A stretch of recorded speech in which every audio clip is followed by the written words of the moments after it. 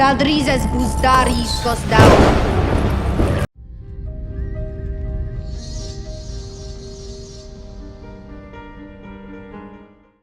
Oh, ring, ding, ding, oh, ring, ding, ding, Kendrick had a dream. Sir Hunt's got a dream. All my life I want wins a winner, and moving this mic makes me look like I'm sucking dick. Let me stop it so I can get started. Take your joint and take another hit. Alright. Barristan Selmy is a very interesting dude. He's one of the oldest capable fighters in the world, right? Currently living in a Song of Ice and Fire. Now, here's some pretext to this motherfucker. This dude, right, is old, but he's got the most experience, right? With age comes experience, right? You may be thinking, oh, well, he's an old dude. Some young buck like yourself, Sir Hunt, you're a young buck, could take out Sir Barristan Selmy if you were in a Song of Ice and Fire. But here's the thing, you're wrong. Because Barristan Selmy is still just as strong, that's a pathetic muscle, as all of the young guys. The last thing to leave your body is the strength. Barristan Selmy proves this by beating up people that are a lot younger than he is.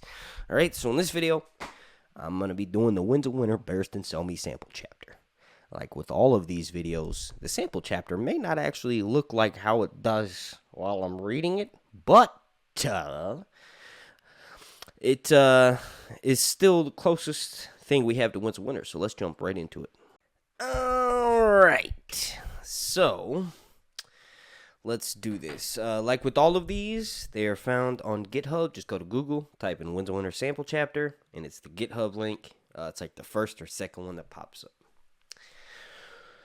Sir Barristan Selmy. So, just as a precursor real quick, the last we see of Barristan Selmy, he is the acting hand of the queen, so to speak, for Daenerys Targaryen. Now, in the TV show, Barristan dies in an alleyway, and that's not going to happen to him in the books. I'm pretty sure with the last, POV that we get of him in Dance with Dragons, right before we jump to go and find out what happens to Daenerys when she flew her dragon out of the pits of Daznak, it just, the fact that he thinks, like, oh, I'll never probably get to see Westeros again, and he sort of makes the best of his situation by, he knows he's older, he doesn't necessarily have that much longer to live, but his situation is that Daenerys tasked him with, making up her Queen's Guard, right? So he's training individuals, young knights from the fighting pits, or young fighters from the fighting pits, and turning them into knights, right? So that's kind of what he's doing. Like, the last he sees of Daenerys, if she's in the pits of Daznak, she's forcing the dragon to sort of back up and calm down Drogon, right? And, she hops on his back and flies off. But what makes him worried about it is that people say, oh, she fell off her dragon. We saw her fall off the dragon when she was leaving the city. Or he sees her on fire. He's like, one thing's for certain. I saw her fly the dragon, but she was on fire. Her hair and her gown were burning. Danny's got a nice little buzz cut coming in. So after that, he's left, right? And obviously, Daenerys' husband is the one who takes over. Like they're in Meereen, and his Darzel Lorak is from House Lorak, and House Lorak has the old blood of geese, right? And old geese is basically a direct rival that came up to challenge the Valyrians. So when Valyria was at the height of its power, it had several wars with old geese. Old geese is just like built on slavery.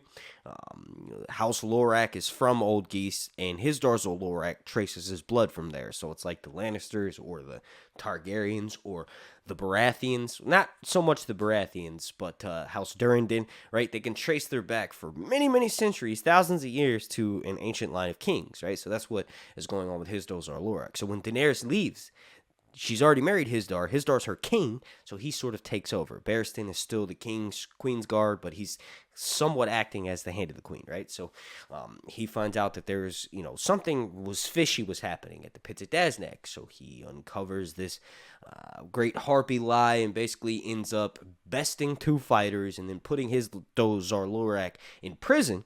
And then Barristan is running Meereen with a council of advisors, right? So that's the last we hear of him. There's war outside the city, and then bam, wins a winner, right? So here we go. Remember, he's training the knights. Through the gloom of the night, the dead men flew raining down upon the city streets. The riper corpses would fall to pieces in the air and burst when they came smashing down onto the bricks, scattering worms and maggots and worse things. Others would bounce against the sides of the pyramids and towers,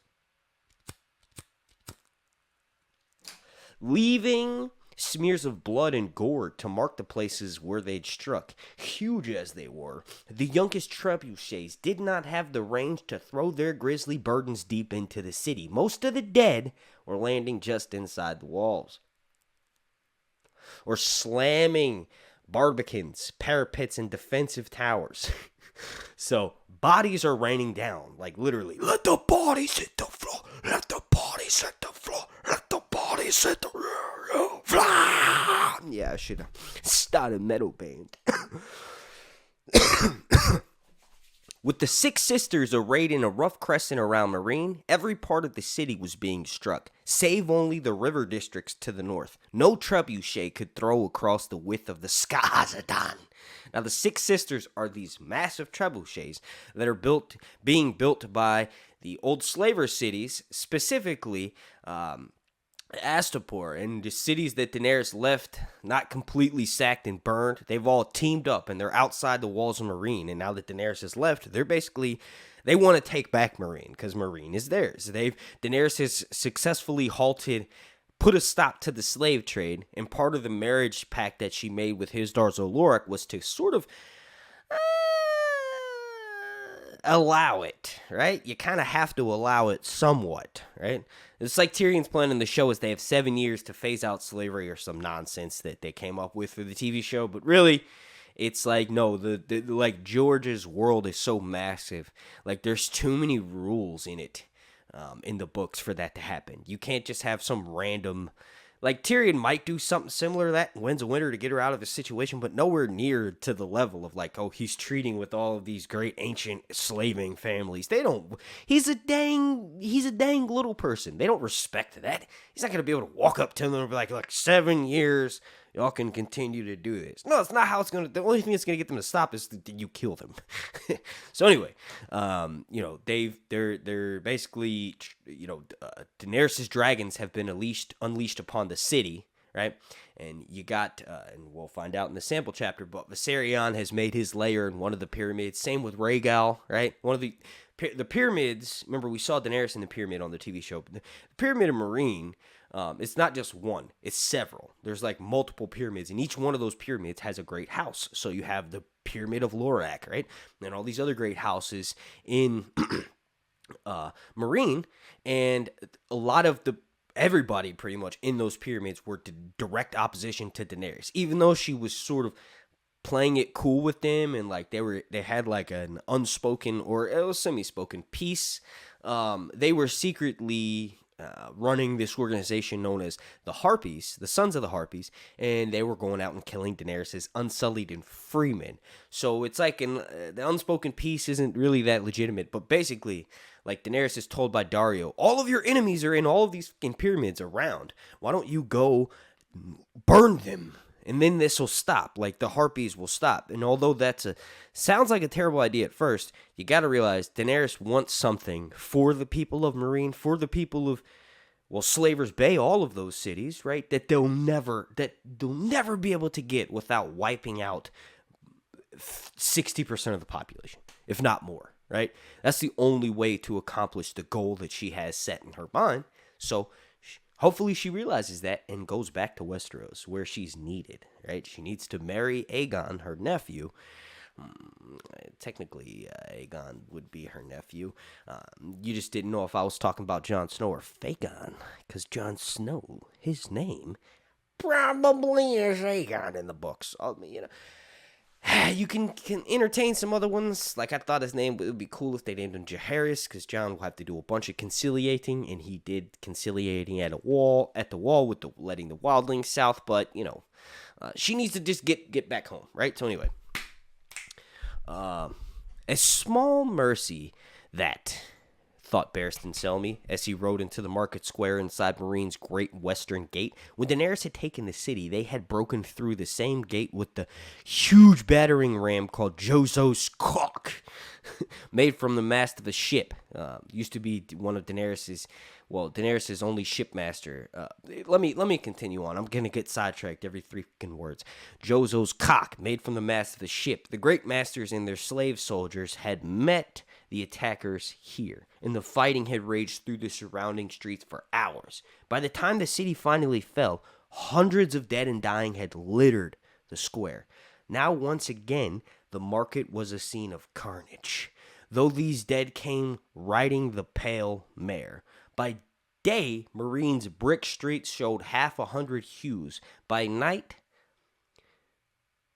But night turned them into patchwork of black and white and gray. Torchlit shimmered in the puddles left by the recent rains, and painted lines of fire on the helms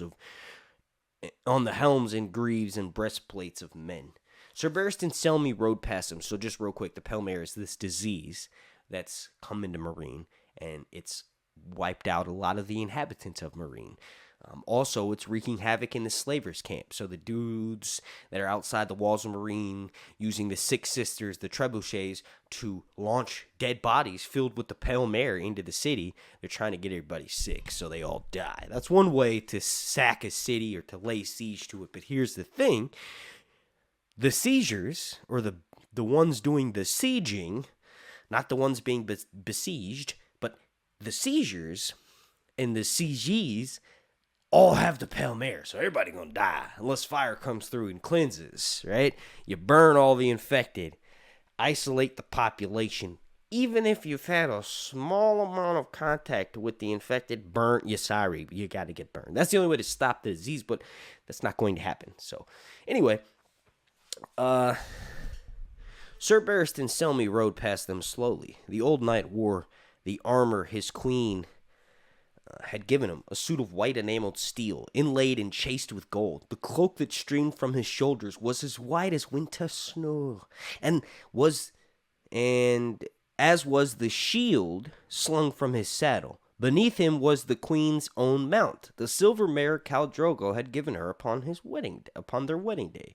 That was presumptuous, he knew, but if Daenerys herself could not be with them in their hour of peril, Sir Barristan hoped the sight of her silver in the fray might give heart to her warriors, reminding them of who and what they fought for. Besides, the silver had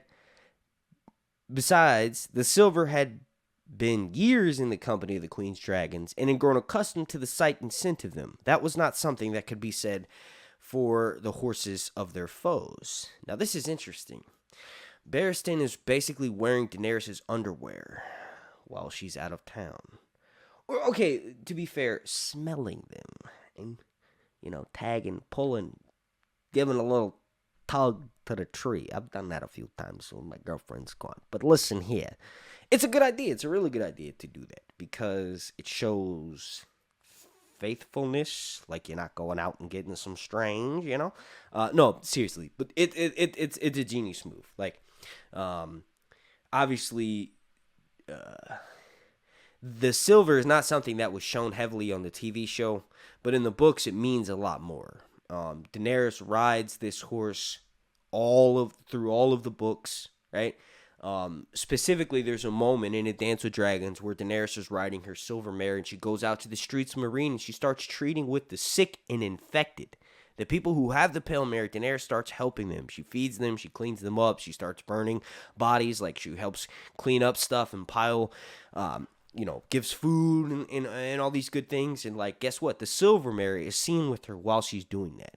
So the symbolism is genius. This is what I meant when I was saying at the beginning. Barristan Selmy has experience. He knows what he's doing. He's thinking about what the best way is to handle the situation. And also, like you mentioned at the end there, that horse is not afraid of dragons. And remember, there's two of them, Viserion and Rhaegal. They're kind of wild because Daenerys isn't riding them. But they are her children, but they're still wild because they're unclaimed. They're out in Meereen wreaking havoc. So he needs a horse that's not going to shy and buck and throw him off and stuff. So, Daenerys' silver has been around the dragons since they were little tiny babies. They used to ride on the back of her silver. Technically, no, they didn't. Drogon, or Rhaegal or Viserion, one at a time, would ride on Daenerys' shoulder, and the other two would ride on Irri and Jiqui on a cage on the back of their horse. So that's not technically true, but her silver is very much accustomed to them. So with him, and this is the exciting part because we get to meet these lads that he's been training. With him rode three of his lads. Tumco Lo carried the three-headed dragon banner of House Targaryen, red on black. Larek the Lash bore the white forked standard of the King's Guard, 7 silver swords encircling a golden crown. Here's the thing, y'all are the Queen's Guard.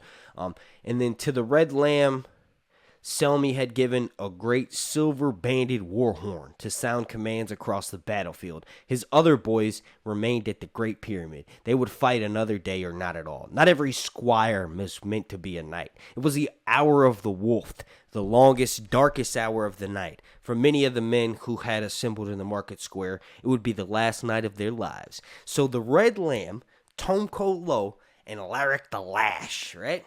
They are all individuals who Barristan has hand-selected, hand-trained, and each of them sort of specialize in their own weapon, right?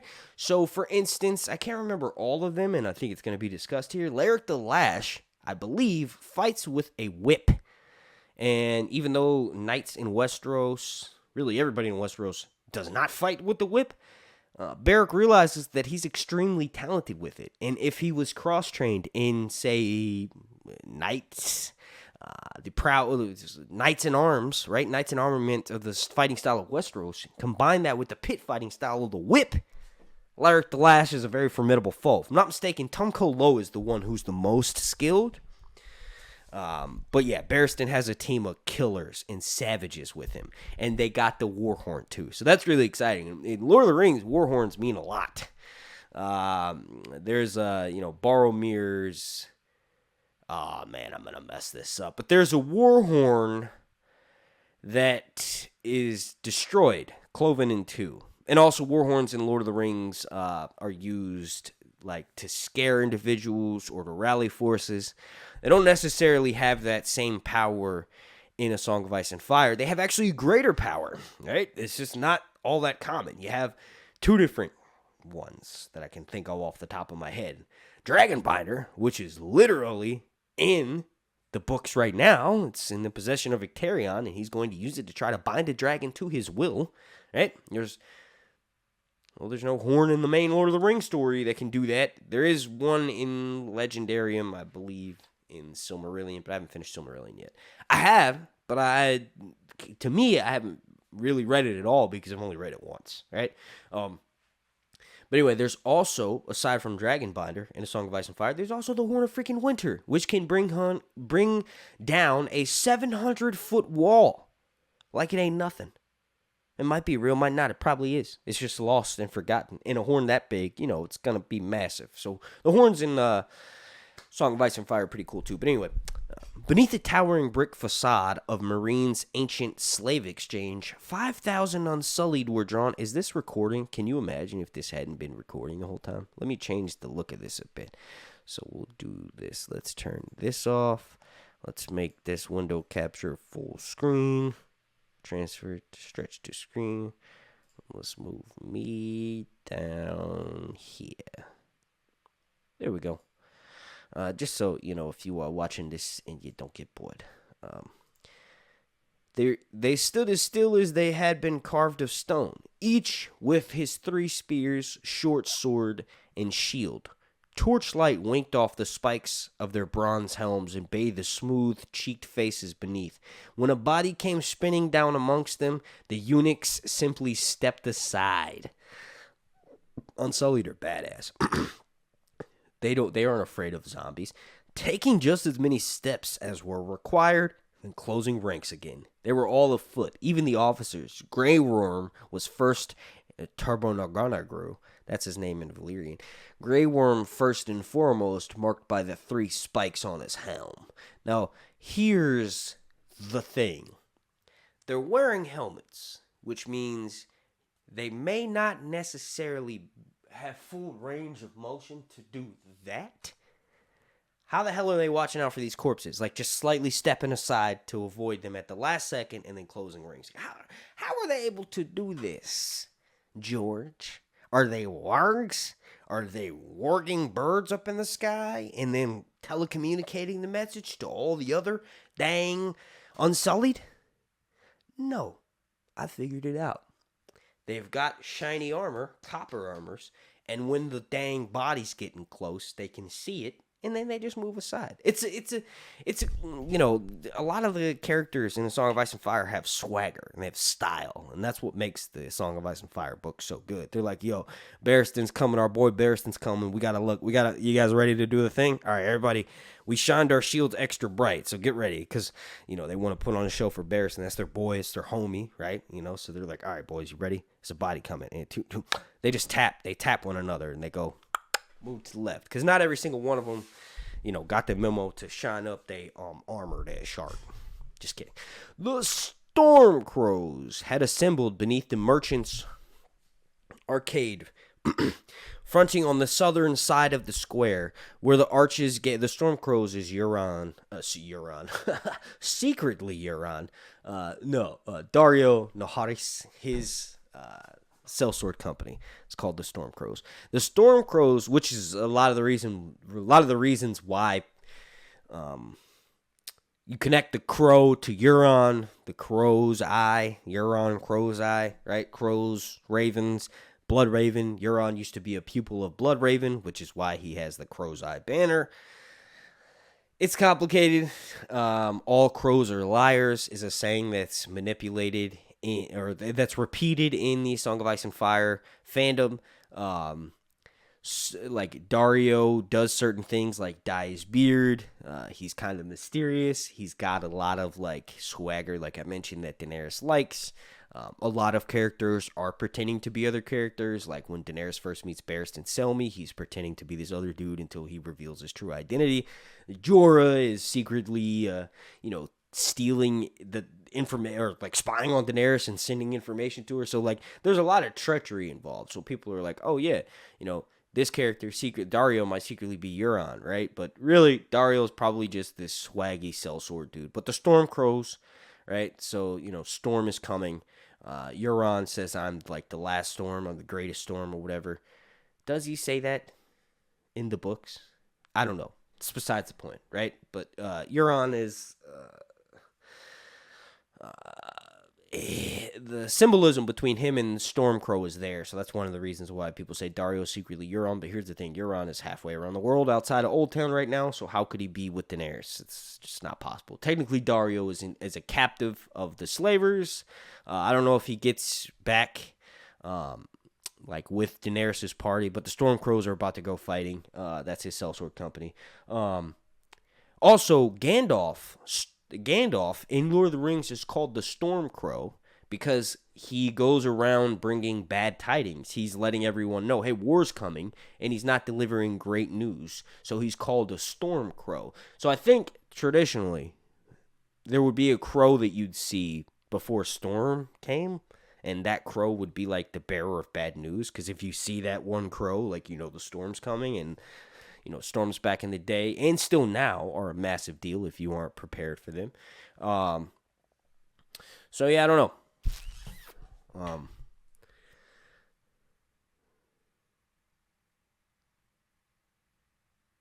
Where was I? The Stormcrows had assembled beneath the merchant's arcade fronting on the southern side of the square, where the arches gave them some protection from the dead men. Jokin's archers were fitting strings to their bows as Sir Barristan rode by. The widower sat grim-faced astride a gaunt gray horse, with his shield upon his arm and his spiked battle-axe in hand. A fan of black feathers sprouted from one temple of his iron half-helm. The boy beside him was clutching the company's banner, a dozen ragged black streamers on a tall staff topped by a wooden carved bow. The horse lords had come as well. Ago, Ricardo, had taken most of the Queen's small Khalasar across the Skahazadan, but the old, half-crippled Jagaran Romo had scrapped together 20 riders from those left behind. Some were as old as he was, many marked by some old wound or deformity, and Barristan is like 62 or 63 or something. The rest were beardless boys, striplings seeking their first bell and right to braid their hair. They milled about near the weathered bronze statue of the chainmaker, anxious to be off, dancing their horses aside whenever a corpse came spinning down from above. So you got to realize all this badass scenery is happening with dead bodies. Their bodies hitting the floor. Not far from them, about the ghastly monument, the great master is called the Spire of Skulls. Now that's actually inspired by something from real history. There was this dude in history somewhere, and he would kill his enemies and pile their skulls really high. And that was actually some of the inspiration for George making the Iron Throne. I think it was somewhere in the Middle East, maybe Sumeria or somewhere over there.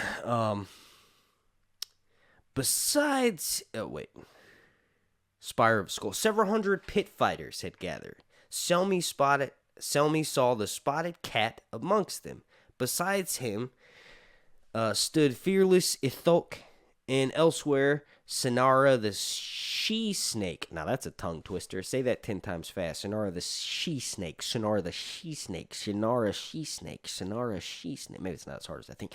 Cameron of the Count, the brindled butcher, Togosh, Marigo, Orlos the catamite, even Gogor the giant was there, and that dude's a badass fighter, towering above the others like a man amongst boys. Freedom means something to them after all, it would seem. The pit fighters had more love for Hisdar than they had ever shown Daenerys, but Selmy was glad to have them all the same. Some are even wearing armor, he observed. Perhaps his defeat of Krasmonakles, is one of the dudes that Barristan best. And it's really funny because the dude basically tells Barristan when he's like fighting, when Barristan is fighting him, and Barristan is about to go and arrest Hisdar Zolorak, and Skaz is his like Kingsguard kind of protecting him, right? And so Barristan has to kill him. The whole time he's fighting him, he's like, "Man, take off your armor." If you weren't wearing that steel, I'd be able to gut you like a fish. And Barristan's like, "Yeah, sure." It's funny because the whole time Barristan is besting him, he's thinking like, yo, this dude has never fought somebody with armor, because he tries to do these tricks like do shallow cuts, deep cuts, dark cuts, dank cuts, stabbing cuts, all this stuff to try to get at Barristan's flesh, not realizing that it's all going to be reflected by the steel. So it's kind of an easy fight for Barristan. But still, Skaz is like a lot younger than him and in much better shape. If they were both wearing armor and Skaz knew how to fight in armor, it'd be would have been a more interesting fight. Kraz, crazy. He goes, "Take off your armor. If you take off your armor, then I'll fight you better." It's really funny. Above the gatehouse battlements were crowded with men in patchwork cloaks and brazen masks. The shave pate had sent his brazen beast onto the city walls to free up the Unsullied to take the field. Should the battle be lost, it should be up to Skaz and his men to hold Marine against the Yunkai, until such time as Queen Daenerys could return, if indeed she ever does. Across the city, at other gates, other forces had assembled. Tal Torak and his stalwart shields had gathered by the eastern gate, sometimes called the Hill Gate or the Kezi Gate, since travelers bound for Lazar via the Kazai Pass always left that way. Marcelin and the Mother's men had massed beside the South Gate, the Yellow Gate. The Free Brothers and Simon Stripeback had drawn the North Gate, fronting on the river. They would have the easiest egress, with no foe before them but a few ships. The Yunkishmen had placed 2 Giscari legions, so these are the enemy. The Yunkishmen had placed 2 Giscari legions to the north, but they were camped across the Skahazadan with the whole width of the river between them and the walls of Marine. Now, it's funny because I mentioned Skahazadan like 5 times, and I was going to say it's a river in case you're wondering. Right there. The width of the river. The main Yunkish camp lay to the west, between the walls of Marine and the warm green waters of Slaver's Bay. 2 of the trebuchets had risen. One beside, just in case you want to read along or read ahead of me, one beside the river, the second the opposite of Marine. Marine's main gates defended by 24 Yunkai wise masters, each with his own slave soldiers. Between the great siege engines were the fortified encampments of 2 Giscari legions. The Company of the Cat had its camp between the city and the sea. The foe had Tolosi singers, too, and somewhere out in the night were 300 Illyrian crossbowmen. Too many foes, Sir Barristan brooded. Their numbers are surely against us.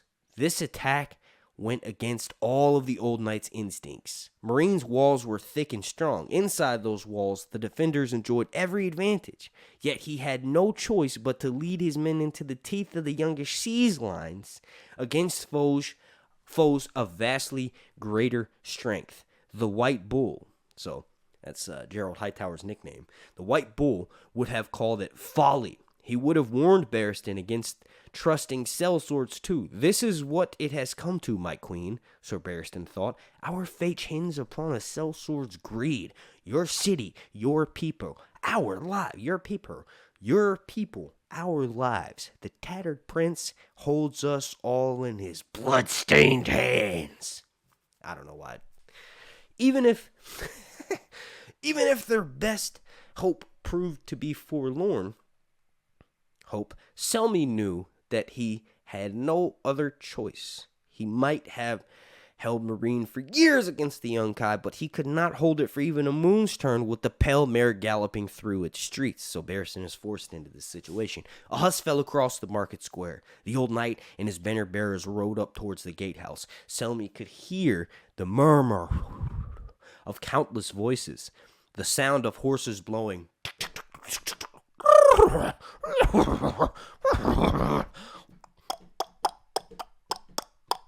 That's pretty good sound effects. I could do a professional sound effect. It was funny. I saw a comment the other day with some dude who's like, "Can you not put those in your videos?" Bro, was it the first video of mine you've seen? Because I literally do that in every single video or live stream. This is my personality. I cannot help it. Like, I literally will go insane if I don't let some of the randomness out while recording this. Takes a lot of discipline for me to sit here for hours and get ready for this. And believe it or not, I did proofread it beforehand and prepare myself by reading a couple chapters of A Storm of Swords and dreaming a song of... Alright, come on. Selmy could hear the murmur of countless voices, the sound of horses blowing, whickering, and scraping iron-shod hooves across the crumbling brick.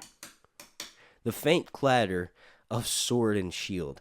All of it seemed muffled and far away. It was not a silence, just a quiet. The indrawn breath that comes before the shout. Torches smoked and crackled, filling the darkness with shifting orange light. Thousands turned, as one, to watch as the old knight wheeled his horse around in the shadow of the great iron-banded gates. Barristan Selmy could feel their eyes upon him. The captains and commanders advanced to meet him. Jokin and the widower, for the storm crows, ringmail clinking under faded cloaks, Grey Worm, Sure Spear, and Dog Killer for the Unsullied. They eat dogs over there in Essos like it ain't nothing. They served puppies.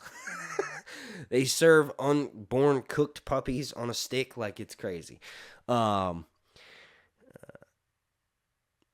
the Dothraki, Cameron, Gogor, and Spotted Cat for the pit fighters. You know our plan of attack, the White Knight said when the captains were gathered around him. We will hit them with our horse as soon as the gate is opened. Ride hard and fast, straight at the slave soldiers. When the legions form up, sweep around them. Take them from behind, in the butt, or from the flank, but do not take their spears.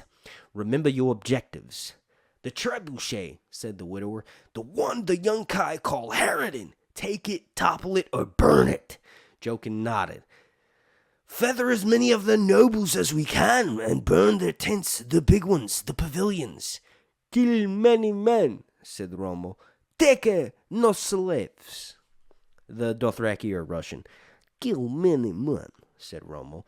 "Take no slaves, Vladimir." Sir... Vladimir, I am Vladimir. You are Vladimir, I am Vladimir. Sir Barristan turned in the saddle. "Cat, Gogor, Cameron, your men will follow afoot. You are known as fearsome fighters. Frighten them, scream and shout. By the time you reach the Yunkish lines, our horsemen should have broken through. Follow them into the breach and do as much slaughter as you can. Where you can, spare the slaves and cut down the masters, the noblemen, and the officers. Fall back before you are surrounded." Gogor smashed a fence. Ow, shit. Damn. Yo. Oh my God. This could be a bruise there. These hands are deadly, man. These hands are small, I know. They're not yours, they are my own. That's a deep cut. Let me know if you've heard that song. I think it's Jewel. Let me know down below in the comments. These hands are small, I know, and they're not yours, they are my own. They are my own. I can't remember how the song goes, but it's something like that. I know those are the two lines of lyrics. Where's my mouse at? Let me change this up. We're 30 minutes in. All right. Woo, wee, wee. Look at this. La, la, la, la, la, la. Sir Hunt's is losing frame rate. No, I'm not, because I got that killer PC, boy. Killer laptop, boy. All right. And then I'll do this to myself. I'll put myself right here. And then we'll do that. We'll bring the fire back. Shit, where was I?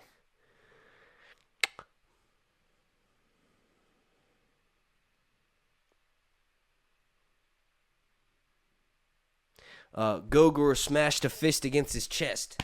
I did it with an open palm this time. Even though open palm strikes could be pretty hard, my knuckles got like 10 years of punching the wall. Anyway, Gogor not fall back, never. Then Gogor die. The old knight thought, soon.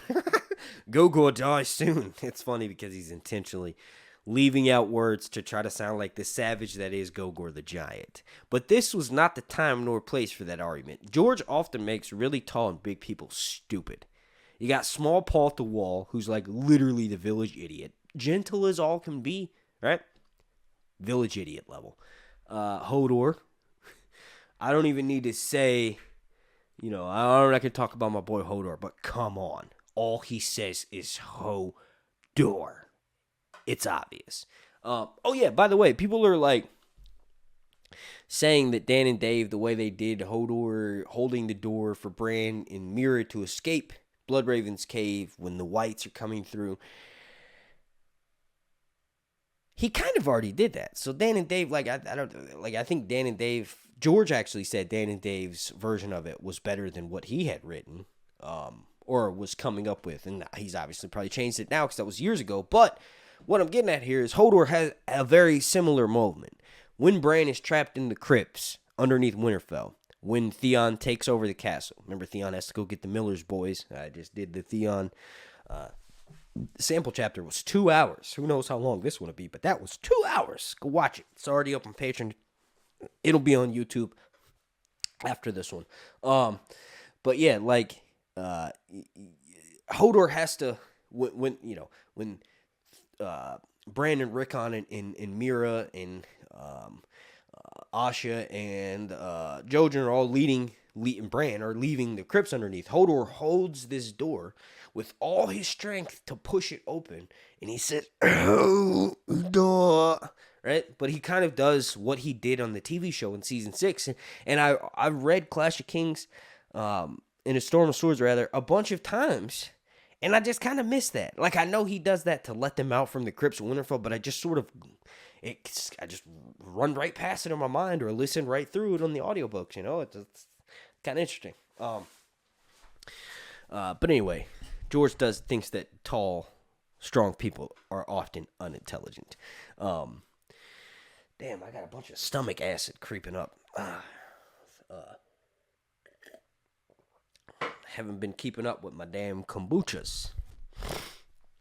To be fair, they're like $4 a piece, though, so they're expensive, so I have to space them out. So, stomach, quit being a little bitch.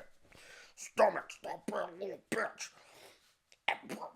Push the acid back there. Alright, we're good.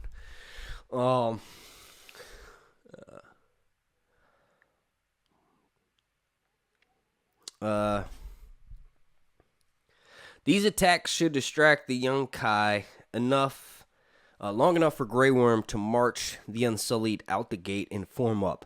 That was their plan. That was where his plan would rise or fall, he knew. If the younkish commanders had any sense, they would send their horses thundering down on the eunuchs before they could form ranks when they were most vulnerable. His own cavalry would have to prevent that long enough for the Unsullied to lock shields and raise the wall of spears at the sound of At the sound of my horn, Grey Worm. Grey Worm will advance in line and roll up the slavers and their soldiers. It may be that one or more Kaskari legions will march out to meet them, shield to shield and spear to spear. That battle we shall surely win. Oh wow, got not that much more.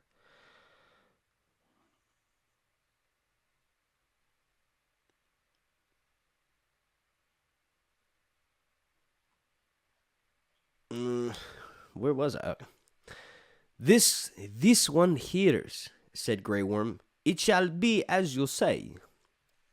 This one hears. It shall be as you say. Listen for my horn, Sir Barristan told them. If you hear the retreat, fall back. Our walls stand behind us, packed with brazen beasts. Our foes dare not come too close, or they will find themselves in crossbow range. If you hear the horn sound, advance at once. Make for my standard or the Queen's. He pointed at the banners in the hands of Tom Colo and Larak the whip. The widower's horse slided to his left. And if your horns fall silent, Sir Knight, if you and these green boys of yours are cut down. It was a fair question. Sir Barristan meant to be the first through the younkish lines. He might be the first to die. It often worked that way. If I fall, command is yours. After you, Jokin, then Grey Worm. Should all of us be killed, the day is lost. He might have added, but they all knew that, surely, and none of them wanted to hear it said aloud. Never speak of defeat before a battle, Lord Commander Hightower had told him once. The Gerald Bull, the White Bull, Gerald, had told him once when the world was young, when he was young. For the gods may be listening, and if we come upon the captain, said the widower, Dario Naharis, give him a sword and follow him. Though Barristan had little love and less trust for the Queen's paramour, he did not doubt his courage, nor his skill at arms. And if he should die heroically in battle, so much the better. If there are no further questions, go back to your men and say a prayer to whatever God you believe in. Dawn will soon be upon us.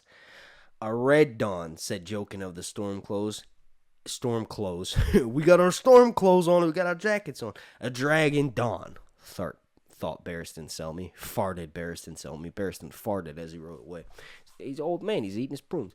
He had done his own praying earlier, as his squires helped him don his armor. His gods were far away across the sea in Westeros, but if the Septons told it true... Hang on, I gotta text my girlfriend. I'm recording. She doesn't know this. She's in bed with the kids. Shh. Sir Barristan had said a prayer to the crone, beseeching her to grant him a little of her wisdom, so that he might lead his men into victory. To his old friend the warrior he prayed for strength. He asked the mother for mercy, should he fall, and the father he entreated to watch over his lads, these half-trained squires who were the closest things to sons that he would ever know. Finally, he had bowed his head to the stranger. You come for all men in the end, he had prayed. But if it please you, spare me and mine today, and gather up the spirits of our foes instead. Oh, Barristan. Out beyond the city walls, the distant thump of a trebuchet releasing could be heard. Dead men and body parts came spinning down out the night. One crashed amongst the pit fighters, showering them with bits of bone and brain and flesh. Another bounced off the chainmaker's weathered bronze head and tumbled down his arm to land with a wet splat at his feet. A swollen leg splashed in a puddle not 3 yards from where Selmy sat waiting on his queen's horse. Now, when they do the audiobooks and they don't put in, let the bodies hit the floor, let the bodies hit the floor, then they have lost a perfect opportunity to use that song. But also, in the first Dune audiobook, there's like some like music and like just sounds that I could make with a keyboard using like synth that enhance it by like 20 times. One of my favorite audiobooks to listen to because of the special effects and the sound effects they do. And it was different and it was unexpected. So maybe I'm just saying, maybe they could do some of the original Game of Thrones music for Winds of Winter. Like if Cersei does do something as stupid as blowing up the Sept of Baelor, which isn't going to happen in George's books without it taking out a significant chunk of King's Landing, like all of King's Landing, right? Cersei would have to be willing to suicide herself, and she's not necessarily there at that level in the books, right? So, just play some of that music in the background. It'd be really cool.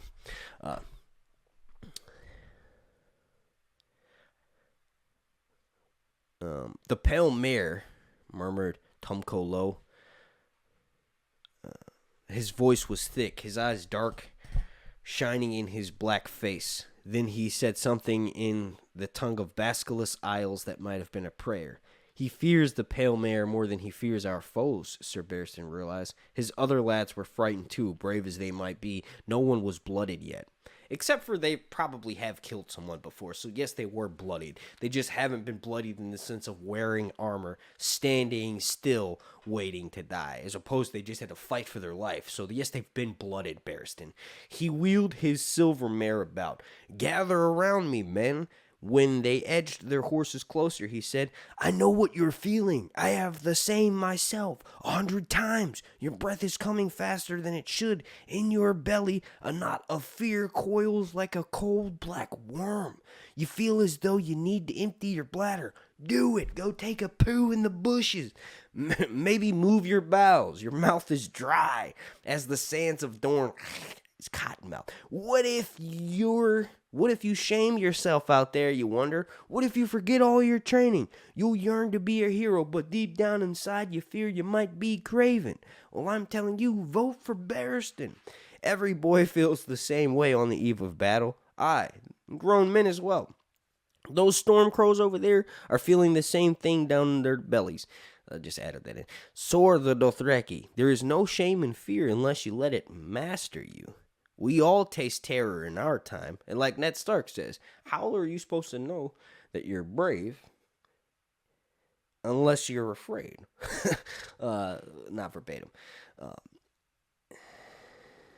I'm not afraid. The red lamb's voice was loud, almost to the point of shouting. Should I die, I will go before the great shepherd of Lazar, break his crook across my knee and say to him, why did you make your people lambs when the world is full of wolves? Then I will spit into his eye, and then he will smack the shit out of you and send you to hell. Just kidding. Sir Barristan smiled. Well said, but take care that you do not seek death out there, or you will surely find it. The stranger comes for us all, but we need not rush into it. Whatever might befall us on our battlefield, remember, it has happened before and to better men than you. I am an old man, an old knight, and I have seen more battles than most of you have years. Nothing is more terrible upon this earth, nothing more glorious, nothing more absurd. You may retch, you will not be the first. You may drop your sword, your shield, your lance. Others have done the same. Pick it up and go on fighting. You may foul your breeches. I did. Ew, Barristan, you shit your pants in your first battle. I did in my first battle. No one will care. That's not true. If I was next to you and I seen you do that, I'd be like, damn, you need a diaper, buddy? Come on, what are you doing here? Can you go do that in the latrine? But that's just me.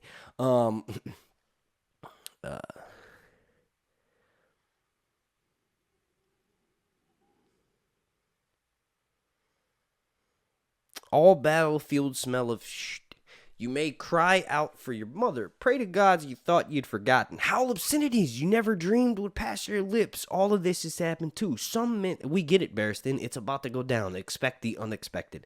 Some men in every battle, more survive. Some men die in every battle, more survive. East or west, in every inn and wine sink you will find graybeards, endlessly refighting wars of their youth. They survived their battles. So may you. This you can be certain of. The foe you see before you is just another man, and like as not, he is as frightened as you. Hate him if you must, love him if you can, but lift your sword and bring it down, then ride on. Above all else, keep moving. We are too few to win the battle. We ride to make chaos, to buy the unsullied enough time to make their spear wall. We, sir, Larrick pointed at the Kingsguard banner, even as a wordless murmur went up with 1,000 pairs of lips. Far across the city, where the shadowed steps of Marine's Great Pyramid shouldered 800 feet into the starless sky, a fire had awoken where once the harpy stood, a yellow spark at the apex of the pyramid. It glimmered and was gone out again, and for half a heartbeat, Sir Barristan was afraid that the wind had blown it out. Then it returned, brighter, fiercer, the flames swirling, now yellow, now red, now orange, Rhaella, reaching up, clawing up at the dark. Away in the east, the dawn was breaking behind the hills. Another 1,000 voices were exclaiming now. Another 1,000 men were looking, pointing, donning their helms, reaching for their swords and axes. Sir Barristan heard the rattle of chains, the portcullis coming up. Next would come the groan of the gate, huge iron hinges. It was time. The Red Lamb handed him his winged helm, which is dope because Daenerys basically made him armor that looks like Daemon Targaryen's winged helms. Also, Knights of the Vale have some winged helms too. Knight of the Vale, a hero, Age of Heroes, has a winged helm. A Griffin, the Knight of the Griffin, or something like that. The Red Lamb handed him his sword. Barristan slipped it down over his head, fastened it to his gorget, pulled up his shield, slipped his arm inside the straps. The air tasted strangely sweet. There was nothing like the prospect of death to make a man feel alive. May the warrior protect us all, he told his lads. Sound the attack. So why I got so excited when there was like a large fire off in the distance is because that's where Rhaella is, and they're about to come join the battle. If I'm not mistaken, Tyrion's POV is of him. Tyrion's Wins a Winner POV, the sample one that we have out is of him, if I'm not mistaken, I think he's in the middle of that battle as well. Like, he's right around the area, and joining the Second Sons, but because he's so close to the action, I think he's in the battle. Thank you all so much for watching. I hope you enjoyed this. If you're watching this on my Patreon, y'all rock. This chapter was about half the length of the Theon one. So yeah. Thank you for watching. Please slap a like. A like goes gonna be 420. Alone not.